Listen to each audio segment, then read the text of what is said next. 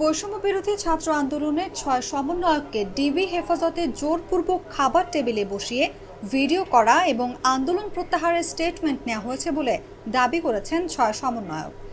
শুক্রবার ডিবি হেফাজত থেকে মুক্তি পাওয়া বৈষম্য বিরোধী ছাত্র আন্দোলনের ৬ সমন্বয়ক মোহাম্মদ নাহিদ ইসলাম, সার্জিস আলম, হাসনাত আবদুল্লাহ, আসিফ মাহমুদ, নুসরাত তাবাসসুম এবং আবু বাকের মজুমদার তাদের ব্যাপারে পরিষ্কার করে একটি বিবৃতি দিয়েছেন।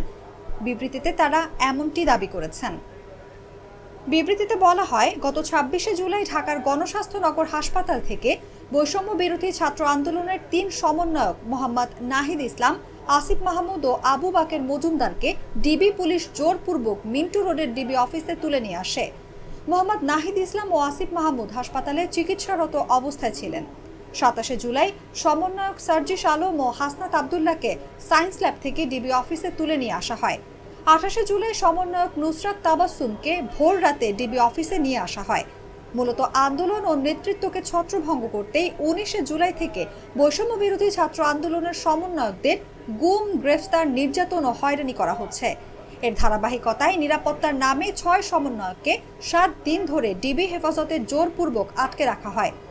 স্বরাষ্ট্রমন্ত্রী ও ডিবি প্রধান নিরাপত্তার কথা বললেও আমাদেরকে আন্দোলন থেকে বিচ্ছিন্ন করে রাখার জন্যই ডিবি হেফাজতে রাখা হয়েছে।